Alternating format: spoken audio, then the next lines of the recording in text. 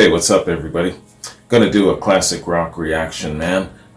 This is Yes performing a song called The Gates of Delirium, and it's off of their album Relayer, man. So I have one person to thank, Randy.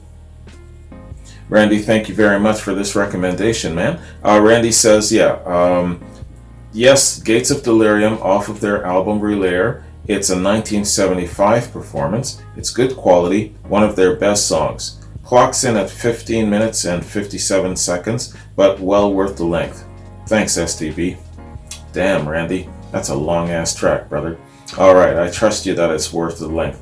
So, man, The Gates of Delirium, yes.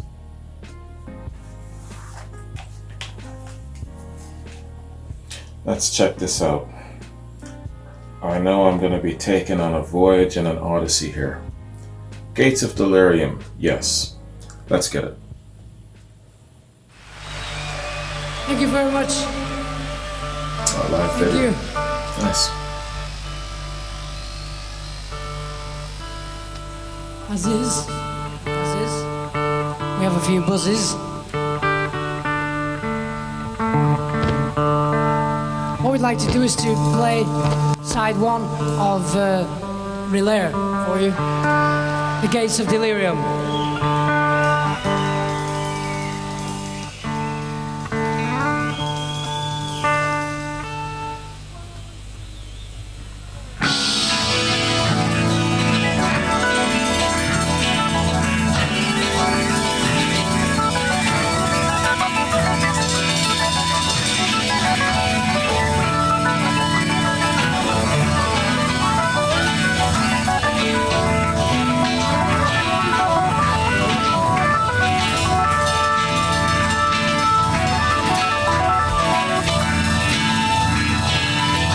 First time I'm seeing them live.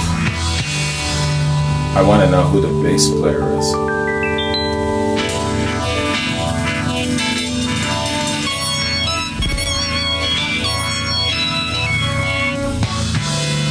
And of course he's hidden from view. Oh, that's not the bass player.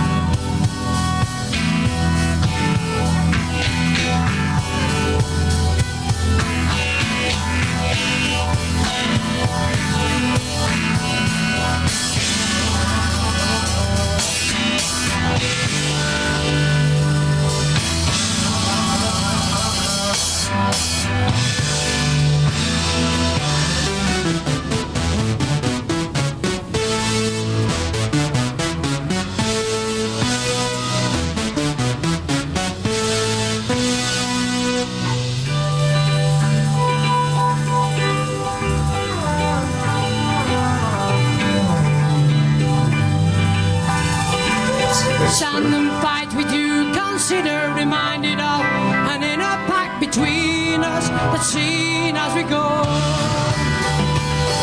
And right there, in motion, two fields in debts of honor. Stand the marchers, soaring talents, peaceful lives will not deliver freedom. Fighting we know, destroy oppression. Point to reaction as leaders look to you, attacking.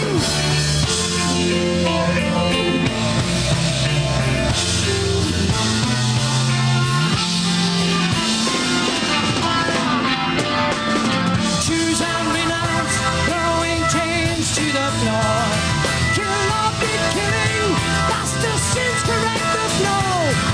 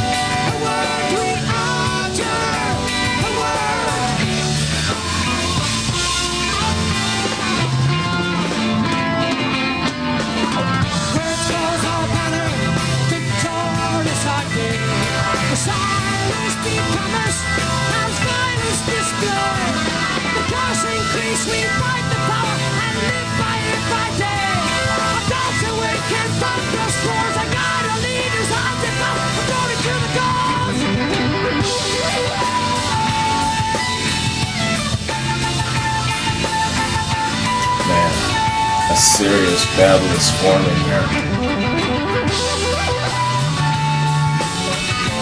Unavoidable.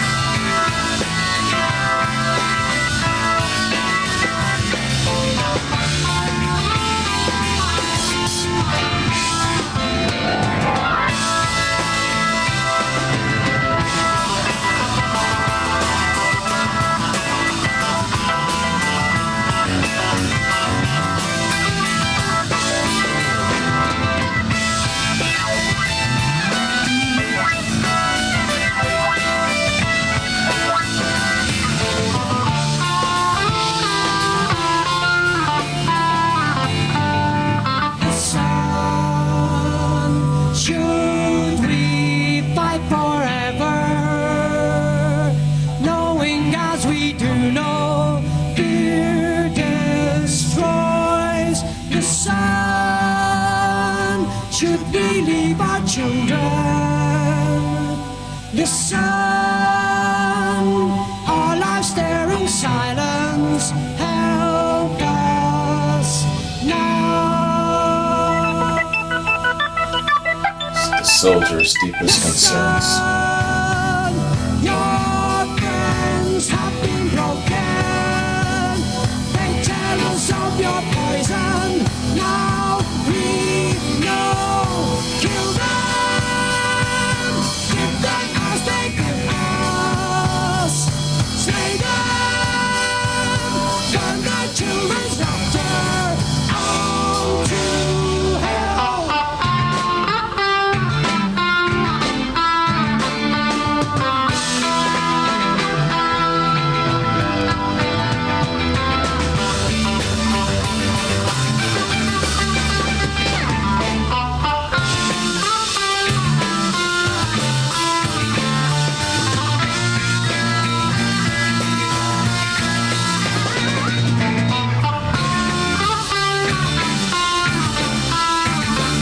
Great musicians.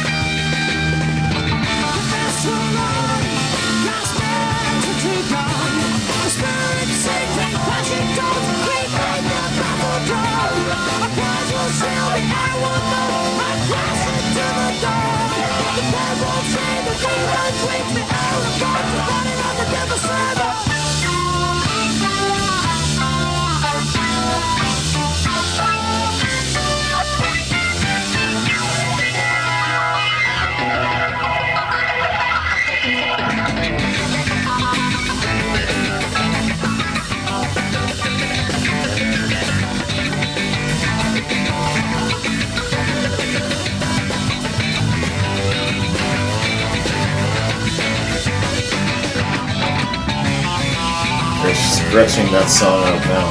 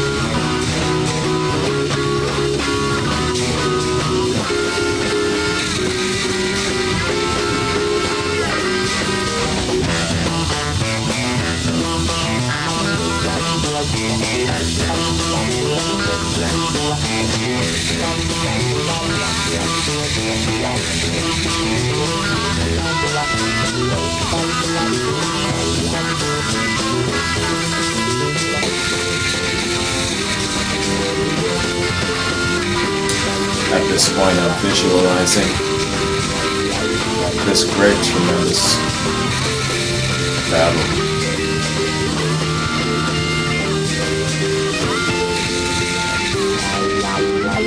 Something wild and insane like that. Battle of the Bastards. You guys know what I'm talking about?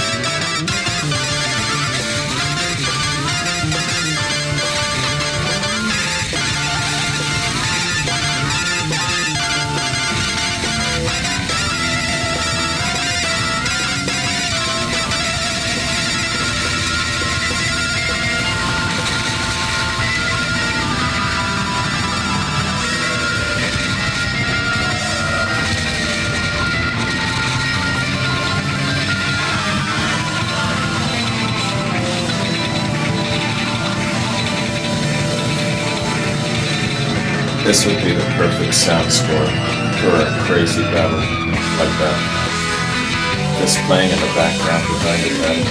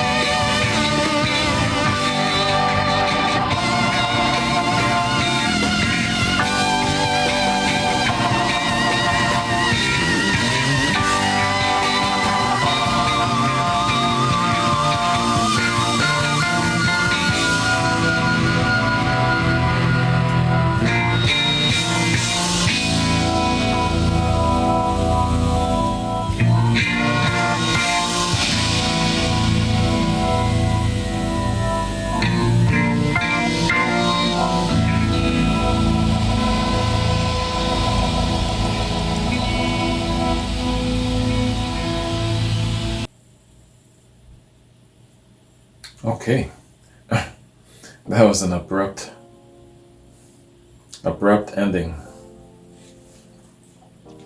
I was just about to say yes, okay, it's probably winding down and maybe, let me correct this a bit, maybe hitting the aftermath of the battle, and now things have settled, and now there's re-establishing of a new order, new communications, that sort of thing, a new way of approaching existing, all of those little fallouts of the aftermath of the battle. Yeah, really good, man. Great example of music telling a story. Music taking you places where you can actually visualize them. And that was really well done, man. Great mastery of their instruments. These guys are great musicians. My favorite is the bass player. The bass player, man, that dude, I think it's Chris Squire, is it? really knows how to play that damn bass, and he is so well fitted for the confines of Yes and what they're doing. Perfectly well suited. When you talk about musicians being perfectly well suited for a certain group or certain sound, this guy definitely comes to mind.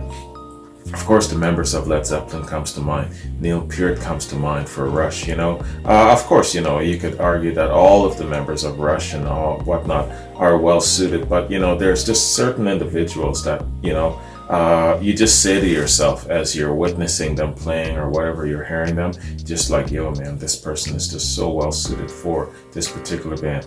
Keith Moon, another good example, so well suited for The Who, you know, to the point where, you know, I mean, drummers can come after him, but that hallowed place as the Who drummer will always be his. You know what I'm saying?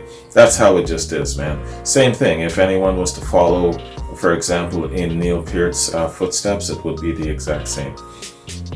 Alright, hey, great track. Excellent, excellent track. An odyssey and a trip and a journey. Absolutely, man. Yeah, you know, I did say that I do want to, going forward, explore a little bit of the progressive rock movement, and I guess I just can't disassociate from the lengthy tracks, you know. I try my best to avoid the lengthy tracks, especially when they're grouped in together with a quad or something like that, or a part of a full album reaction. You know, I mean, it's ridiculous sometimes, man. I can't remember what the name of the group now. Was it Swans? You know, they had like long ass 10-minute tracks, and then right after that, a 25-minute track. Yeah, too much for one sitting. So yeah, man. But I do want to explore the progressive rock movement, that part of rock and roll history with the likes of Yes, ELP, the early Genesis, all of those great groups. I really haven't even scratched the surface yet, so I gotta get onto that. Speaking of, I gotta get back into my Rush reactions. I mentioned that a few times already. I kind of dropped the ball on that after Neil passed, so I can't even remember where I left off, so I'm gonna have to go back and see where I left off and then take up from there. But yeah, man, going forward, definitely I want to check out more of the progressive rock sound. It's very unique, and these guys are complete masters of their instruments, masters of creating a visual in your mind, a mood, making a statement, telling a story. All of that shit, it's all good, and it's all up my street, man. So there you go. Let's do a little background, man. Find out how this song came to being, the motivation, the story behind it, the struggle, the sacrifice being made to get this great stuff to us. Let's check it out. Okay, there we are. The Gates of Delirium is the first track on Yes's 1974 album, Relayer. The song is based on Leo Tolstoy's War and Peace, and it begins with a lengthy vocal section followed by a long instrumental section. Leo Tolstoy's War and Peace. Correct me if I'm wrong. Was this not supposed to be a mini-series? A Richard Chamberlain mini-series? Kind of like his comeback in the early 90s, but it didn't come to fruition. He did the Thornbirds, I believe it was, and then he was supposed to, I'm pretty sure it was this, War and Peace. If you remember that, and if I'm on it, let me know. You know, if I'm not right with the title or whatnot, let me know that too. I could swear, you know, the king of the miniseries, Richard Chamberlain. Remember, this dude could do no wrong back in the 80s, you know, Shogun, the Thornbirds. Yo, I think that this was meant to be another one of his great mini-series. Anyways, lost my damn way. Alright, the song is based on Leo Tolstoy's War and Peace, and it begins with a lengthy vocal section followed by a long instrumental section, beginning at about the 8-minute mark, representing a battle. The final section, occurring about 16 minutes, released as a single in 1975 entitled Soon, is a very gentle, soothing prayer for peace and hope, which represents the aftermath of the battle, right? The winding down and the aftermath. Before the release of Open Your Eyes, the reissue of Tales from Topographic Oceans, and the release of Fly From Here, this was the longest officially released studio recording by the band, with almost 22 minutes, taking up the entire first side of the LP. Yes, and I noticed that this track was cut off abruptly, so just into the 15-minute mark. So they had another 5 to 7 minutes to go fully. Recording. A loud crashing sound heard in the middle of the song is caused by a set of old auto parts mounted on a rack being pushed over. The band decided to keep it in instead of doing another take. Alan White explains in the liner notes of the 2003 remaster of the album, quote, "The percussion on that song is pretty unusual," he says. "John and I used to travel together to Chris's home studio where we recorded the album. We would stop at a junkyard along the way and pick up parts of cars. We'd just go there and bang on things. There were springs and pieces of metal, brake and clutch plates. We'd buy them and bring them back to the studio. We built a rack and hung all these things off of it, and we'd bang on them. During the recording, I pushed the whole thing over. That crash is what you hear on the album."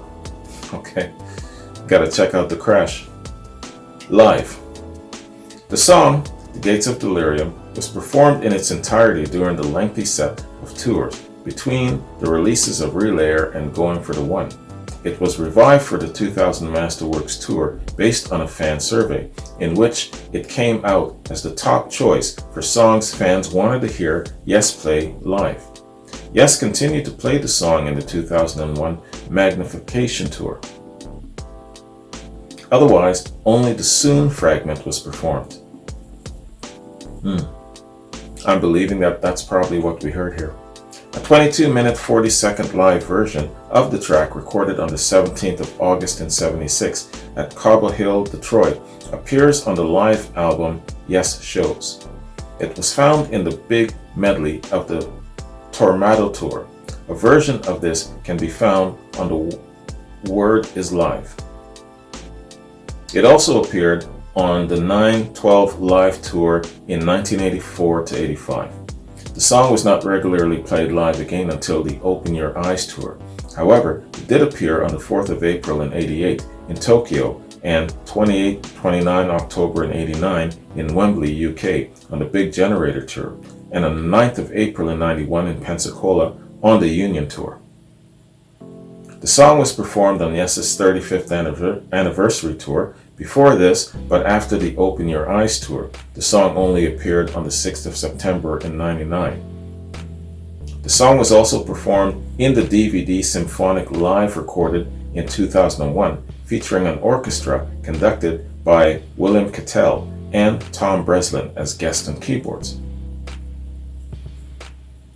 Okay, it just goes into a whole medley of dates and appearances. Let's skip over all of that, man. That's just like another 2 paragraphs of just dates that it's been performed. Remaster, let's go there. The 2003 remastered version of the Relayer album included a studio run-through of this song in its entirety. It's somewhat shorter than the original version, with a runtime of 21 minutes and 16 seconds compared to the 21 minutes and 56-second running time on the reissue. However, no date is given for this recording. Okay, man. So that is Wikipedia Song Fact Info on The Gates of Delirium. Definitely more popular in its live format, and fans voting to have it being played live. So obviously it's one of their most popular songs, especially in a live format. There's some songs are just meant to be played live, and definitely for Yes, this is probably one of the top songs to be played live. Just like I imagine Dazed and Confused for Led Zeppelin. I imagine YYZ for Rush. Thinking of live stuff for different bands. Yeah. So when you think of a certain band, you think of certain songs that has to be performed live. So I'm guessing that this is definitely one for Yes. So that concludes my reaction and my short review of The Gates of Delirium. Excellent track, great masterful musicians, man. Just love their sound and love their harmony, love the story being told. Everything about what Yes has done so far with my reactions. I've only had a handful of Yes reactions, but they've all been stellar and all impressive. So looking forward to doing a little bit more Yes, and along that line of the string of progressive reactions that I hope to do in the next year. So that's the plan going forward, man, with the progressive sound. I'm just scrolling down here. Yeah, so I got quads coming up, man. Bill, Michael, Rob, Zupiter, quads for you lads coming up very quick. And where are we? We're at the beginning of the week. I'm not even going to touch on the Zeppelin factor at all. Too soon for that. Yeah, and that's it basically, man. That's my update on what I want to do with the channel and going forward and whatnot. And doing that, I also want to jump on to some Southern rock again. The Marshall Tucker Band. That's what I've been trying to remember the last little bit. I touched on a little bit of Southern rock with the Allmans and Leonard Skinner, but there's more to do. There was a little bit of Blackfoot, I think maybe just a quad or two. But yeah, lots more to do, man. So some more Southern rock I want to jump on. Progressive rock I want to jump on. And just do a little bit more in those areas, choose some specific big parts of the rock area and just go there. That's what I'm planning on doing.